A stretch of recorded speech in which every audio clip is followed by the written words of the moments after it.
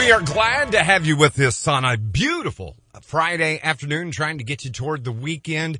70 degrees outside. It is absolutely a perfect day out there. It's Dave McKenzie with you here this afternoon, and been talking about it for a couple of weeks. We were very, very excited when we learned that we were going to have our first Z100 Radio Roadhouse of the year, and I was even more excited when I found out that this gentleman was going to join us, Mr. Eric Lee Beddingfield, joining us. Buddy, how are you? Dave, thanks so much for having me, man. Mm-hmm. Happy to be here. Yeah, we are thrilled to death to get you in the studio here today. And the first one for 2026, just kind of everybody takes around the new year off, but now we're I like to kick things off, man. Let's get it kicked off in the right direction here. How about that, man?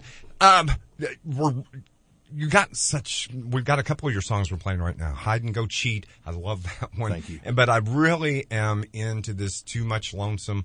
It's such a good song, and kind of tell us, a little bit about where you came from, because you're kind of making a comeback right now. This is a comeback after a 10-year hiatus. So, it was really important for me to really make a statement that we're here to play some real country music. And as you can tell on both of those, they're pretty hardcore country. And that was one of the things with this deal. I said I want to be very unapologetic about making country music, and it's good to feel that pendulum kind of swinging back this way. Some of these younger kids been picking it up, and I've always tried to carry the torch of traditional country music, and just like in a lot of things, businesses kind of ebb and flow different ways, and it's good to see it come back around, and especially since that's what I do.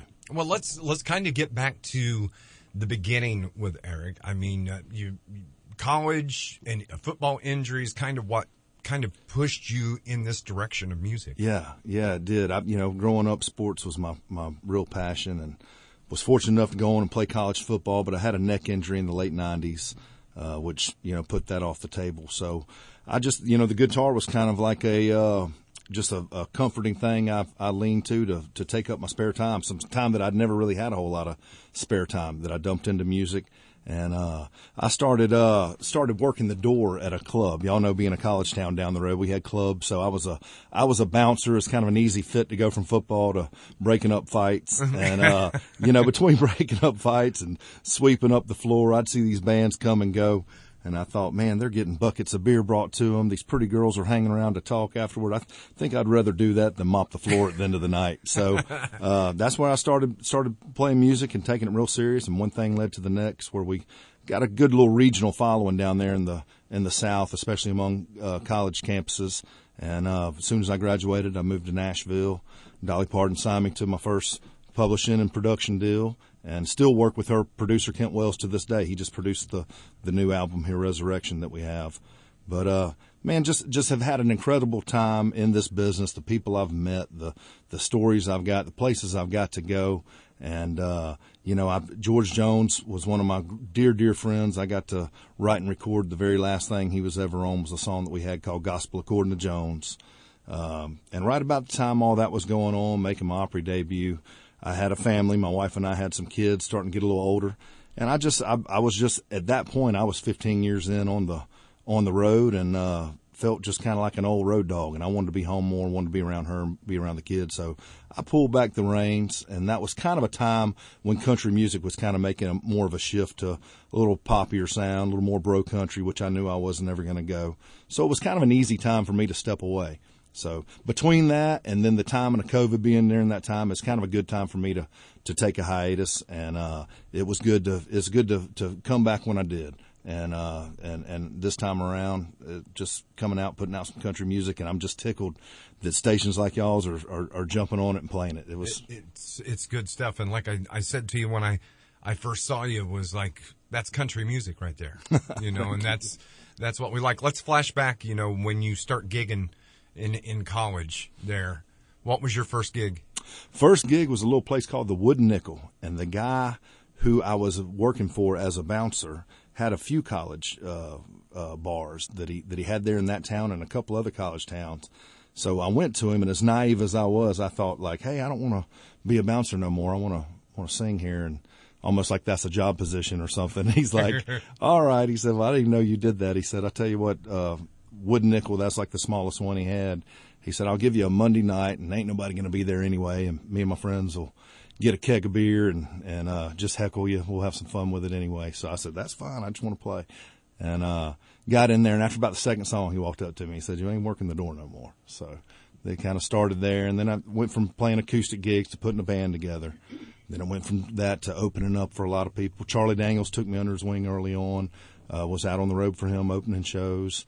So I was making a lot of cool inroads and connections even before I graduated college and before I moved to Nashville that came to help me out later once I got up there. That's amazing. You were with some of the greats then. Yeah. I don't know that it gets any bigger than that. It was a whole nother education on top of my education. When I look at that, when I look at what guys like Charlie did for me, what women like Dolly did for me, and then going into George Jones, it really is. It was a who's who of icons that I've completely Forrest Gump my way into being associated with them folks, and it was a unique experience and something I'll always be grateful for. Eric Lee Beddingfield joining us here on our Z100 Radio Roadhouse. What was the best piece of advice that somebody gave you?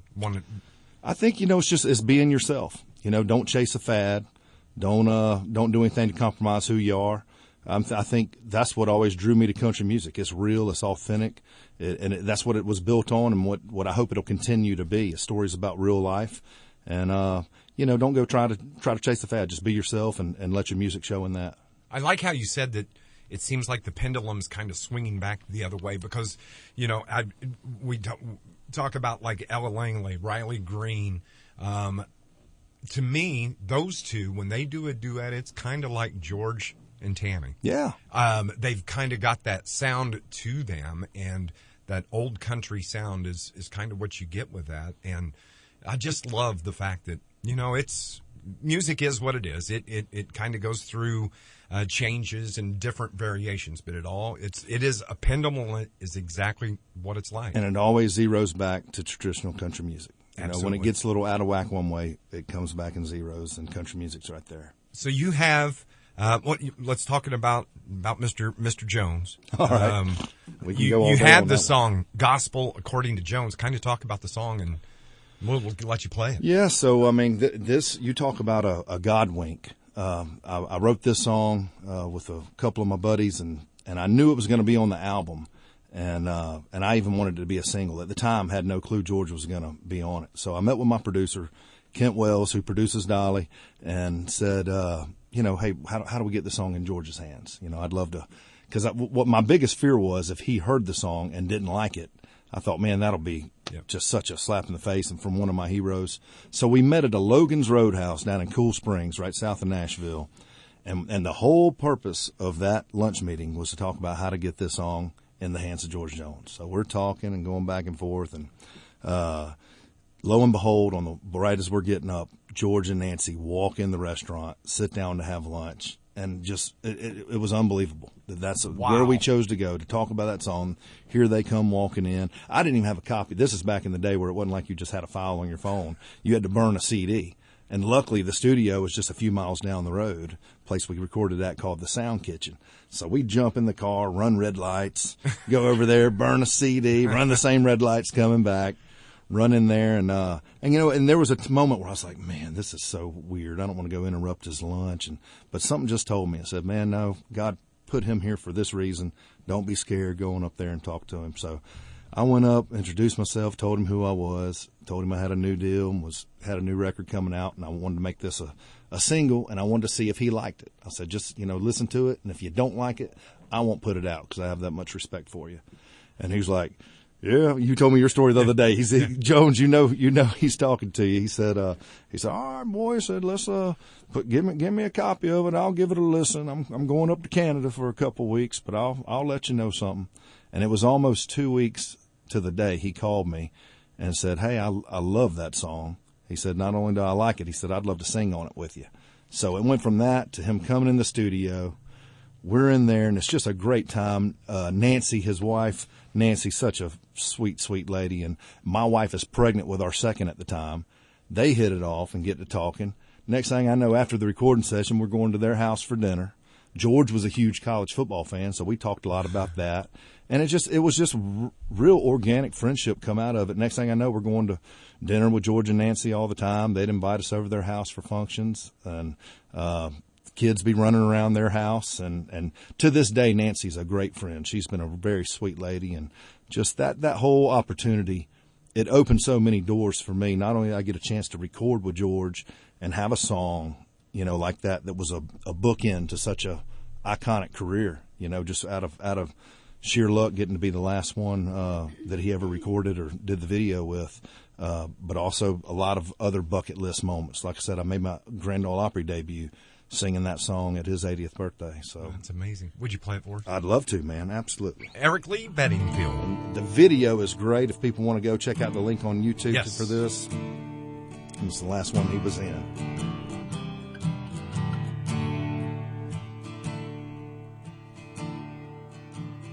It's hard to make it to the back pew when you do what I do all night. And if the church house wasn't so far from this bar, well, then maybe I'd try. But as it goes, I'm just a no-show from sitting here and singing these songs. I've been spreading the message from the gospel according to Jones. Yeah, so step right on up, take the grand tour. He stopped loving her today. And Tennessee whiskey and white lightning, they're just some of the choices I've made. And it's a real good year for the roses, but remember, the race is still on. That's just a few of the chapters from the gospel according to Jones. I'm just one of the many, and there's plenty still trying to fill their shoes. Now I sure ain't no preacher, just a believer in the cold hard truth. Yeah, my altar's this stage, my congregation is full of lost souls. Yes, and we hold us a Saturday night service from the gospel according to Jones. Yeah, so step right on up, take the grand tour. He stopped loving her today. And Tennessee whiskey and white lightning, they're just some of the choices I've made. And it's a real good year for the roses, but remember, the race is still on. That's just a few of the chapters from the gospel according to Jones. Yes, Saint Hank and Saint Lefty and Brother Waylon, yeah, they've all done passed on, yeah. Oh, but they're singing in heaven, says the gospel according to Jones. Yeah, we're all gonna sing up in heaven, says the gospel according to Jones. Yeah, that's according to Jones.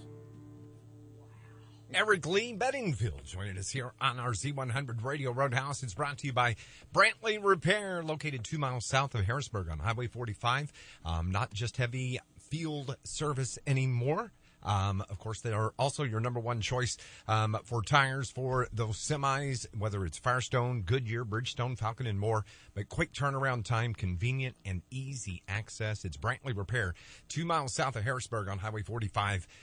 Here this afternoon on our Z100 Radio Roadhouse. Love that, man. Thank you so much. Such a good song. So Jones played a big part, a big influence, but then Charlie Daniels also had an influence on you, and especially on this new album, right? Charlie had a huge influence. And, you know, when I was taking my break, people always ask, well, what was that moment where you came back and knew to make music? I had, in 2021, I lost my father. He passed away from a heart attack.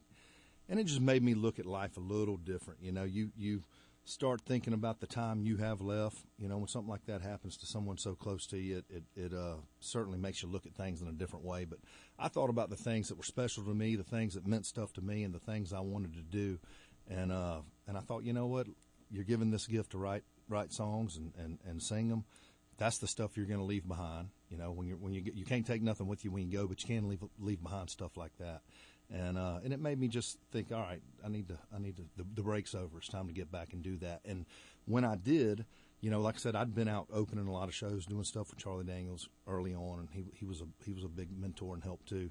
But Charlie passed away in 2020, and some of the members in the band wanted to still play music. They took about a 2-year break. So around 2022, they called me and said, hey, we still want to go out and play these songs. You know, we helped write these songs. Some of them had been members of the CDB since, you know, the mid-'70s. Right. And they asked if I'd come out and sing in front of the band. And I thought, whoa, wait a minute, that's a tall ask right there. You know, I said, you know, I don't want to impersonate something. They said, no, it ain't about that. Just the spirit of the music. Come out and sing it. And of course, I grew up cutting my teeth on those songs, playing in the bars and stuff like that. So it was a full circle moment to get back out. And we did a handful of shows. They just wanted to scratch the itch, and that kind of opened the doors for getting back in the studio, making me want to do my own stuff, get back and doing the record. So that's awesome. So what's up next? What you're doing the radio tour right now, and what are we going to be looking for? Well, we got the brand new album Resurrection out, which we're really excited about. This week it's in the top 10 on iTunes album download, so we're really excited about that. The new single Too Much Lonesome just went number 1 on Amazon Music week before last, so things are going great. I mean, you know, like I said, I feel just really refreshing getting back around here and having radio play my stuff. So it's all promotion. It's all getting out, visiting radio stations. And leading up, right now we got a campaign going on too that we're doing with this new album called the RecTech Smoking Country Grill Giveaway. So RecTech Pellet Grills is from my hometown down there in Georgia, and we're giving away 11 grills total, 10 bullseyes. 1 grand prize winner is going to win an X-Fire Pro and a backyard catered barbecue. And me and the co-founder Ray Carnes are going to show up and do a barbecue, and I'm going to do an acoustic concert. And we'll get you all the links on that. All people's got to do is go to my website, and it's free and easy to enter. And you know, we don't know where we're going to show up for that grand prize winner. So dude, that's awesome, and love the music, and these doors, this place is open to you anytime. It means so much, man. It means so much, and I appreciate y'all's support. Why don't you do us another song? Absolutely. We'll do one. You know what? We've been talking about kind of the pause, taking time off, and coming back around to it. There's one. It even mentions the George Jones references in there. It's called Ordinary Everyday Life. It kind of sums it up. Some of these guys in here might be able to relate a little bit. We ain't no spring chickens no more. Yeah, they're old too. I didn't say that, Dave. Well, the man in the mirror don't look too familiar these days. I got whiskers turning gray and my clothes don't fit me the same. Hey, what happened to the guy I used to know? The life of the party everywhere we go. That circus left town when I settled down to change my ways. But back then I was drinking all night, sleeping off a hangover, hanging out on Willie's bus, the opposite of lower. Kryptonite couldn't hold me down when I was Superman out on the town, singing on the Opry with old George Jones. Pretty women hanging on me like the Rolling Stones. Everybody thought I'd lost my mind when I traded it in for ordinary everyday life. Yeah, and back then I didn't really have real responsibilities. My only worry in the world was which bar had the girls and hope they didn't have an STD. Now I got a mortgage, a wife, and 2 sons. I'm saving up money for the college fund. And it happened so fast, it's hard for me to even believe that used to be me. Drinking all night, sleeping off a hangover, hanging out on Willie's bus, the opposite of lower. Kryptonite couldn't hold me down when I was Superman out on the town. Singing on the Opry with old George Jones, pretty women hanging on me like the Rolling Stones. Everybody thought I'd lost my mind when I traded it in for ordinary everyday life. Well, these days I get up early, drink 2 cups of coffee, head out the door to see what's in store for me. Domestication, it takes a toll on me. And that's why I miss drinking all night, sleeping off a hangover, hanging out on Willie's bus, the opposite of lower. Kryptonite couldn't hold me down. I was Superman out on the town. Singing on the Opry with old George Jones, pretty women hanging on me like the Rolling Stones. Everybody thought I'd lost my mind when I traded it in for ordinary everyday life. Ordinary everyday life.